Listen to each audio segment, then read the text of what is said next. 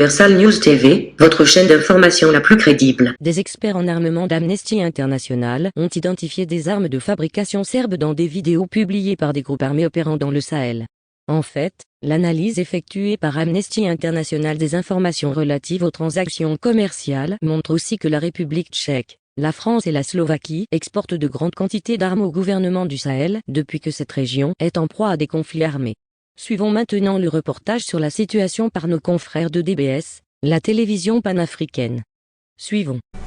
L'origine de la provenance des armes des groupes armés est connue. Selon Amnesty International, la France et certains pays d'Europe de l'Est sont les principaux pourvoyeurs d'armes aux groupes armés. A tout de suite. Vous êtes sur Universal News TV. Des armes en provenance de l'Europe entre les mains des groupes armés. Révélation a été faite par Amnesty International dans un rapport publié hier 24 août 2021 sur le site de l'organisation non gouvernementale. Certaines révélations, il faut le dire, sont assez troublantes.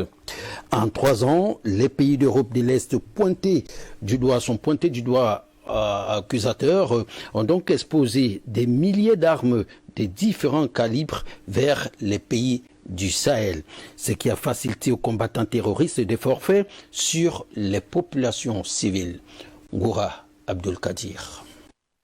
Plus de 400 photos et vidéos authentifiées des groupes armés publiés sur les réseaux sociaux entre janvier 2018 et mai 2021, analysées par Amnesty International, ont permis d'identifier des types d'armes entre les mains des extrémistes. Armes légères, fusils de guerre, tous de fabrication européenne, viennent s'ajouter à des vieilles Kalachnikov de l'époque soviétique. Parmi l'arsenal, certains étant des modèles les plus récents qui existent sur le marché. Leur provenance, la France, la Serbie, la Slovaquie et la République tchèque, des pays exportateurs d'armes en direction du Sahel. Des transactions effectuées en violation des traités sur le commerce des armes qui interdit tout transfert s'il existe un risque qu'elles servent à commettre ou à faciliter des violations des droits humains.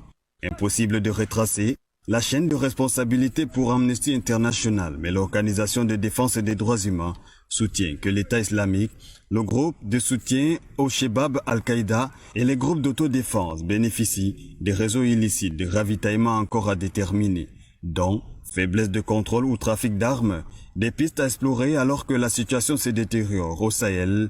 Les mêmes armes ont été utilisées par des groupes terroristes au mois de juin pour attaquer un village au Burkina Faso. 130 personnes ont laissé là leur vie. Des livraisons s'intensifient. L'espoir de voir la situation revenir à la normale s'affaiblit. Amnesty appelle donc les gouvernements des pays du Sahel et tous les pays exportateurs d'armes dans cette partie du continent à mieux contrôler leur utilisation au risque de tomber entre les groupes armés violents et alimenter un conflit qui ne cesse de s'aggraver. Dans cette édition également, nous parlerons de ces interventions des armées étrangères en Afrique qui n'ont jamais apporté des solutions aux crises que traversent les différents pays. A tout de suite pour la suite.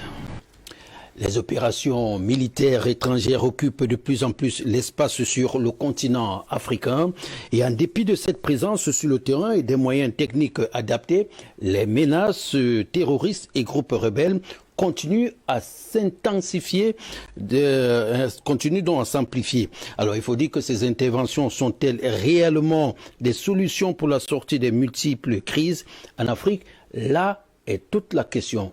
Ngoura Abdulkadir. Du Mali en RCA, en passant par le Tchad, le Niger, le Burkina Faso ou la RDC, c'est par milliers qu'ils sont comptés. Ces militaires étrangers déployés sur le terrain avaient pour mission éradiquer le terrorisme ou lutter contre les rebelles. Plus le temps passe, leur nombre augmente et l'insécurité prend de l'ampleur. Le Sahel flirte depuis 2013 avec les militaires étrangers, français, américains et casques bleus de l'ONU, combattent aux côtés des autres forces africaines pour contenir les virulences de l'État islamique. Mais 8 ans plus tard, ce sont des terroristes au départ, concentrés uniquement dans le Nord Mali, qui réussissent à élargir le champ de l'opération dans au moins 3 pays aujourd'hui.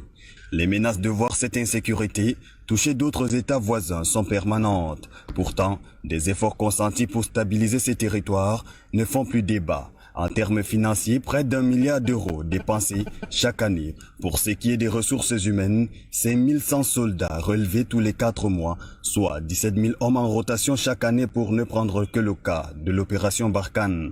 Mais les pertes que l'on continue à enregistrer font froid au dos. Au regard de ce constat, les interventions militaires étrangères sont-elles vraiment une solution pour résoudre ces crises sur le continent africain? Si l'on ne peut nier de l'apport des hommes en treillis, l'impasse actuelle traversée dans le Sahel montre pas que, en RCA, 13 000 casques bleus viennent s'ajouter aux 5 000 soldats des forces multinationales, sans compter les troupes européennes. Malgré la disproportion des rapports entre les forces, le pays a sombré pendant plus de 5 ans sous le diktat des rebelles avec à peine 20% du territoire entre les mains du gouvernement. Que valent réellement ces interventions dans ces champs de bataille immenses face à des groupes armés, paradoxalement lourdement armés, dans des pays sous embargo en la matière? Le cas afghan, en 20 ans de guerre contre le terrorisme sans succès, s'adresserait à l'Afrique appelée à redéfinir sa stratégie face aux groupes rebelles et dans sa lutte contre le terrorisme, car, dit-on souvent, les meilleures guerres, s'il en existe vraiment, sont de courte durée. Alors que la situation se détériore au Sahel, tous les pays exportateurs doivent adopter des garanties strictes afin d'empêcher que des armes ne se retrouvent entre les mains des groupes armés. Ici, Christine Muriel, pour Universal News TV. Merci de suivre Universal News TV sur YouTube. Nous vous rassurons que les informations que nous diffusons au quotidien sont suffisamment crédibles. Alors, n'hésitez pas à liker la vidéo si elle vous plaît, et si vous êtes nouveau sur la chaîne. N'oubliez pas de vous abonner et d'activer la cloche de notification pour ne pas rater nos prochaines vidéos.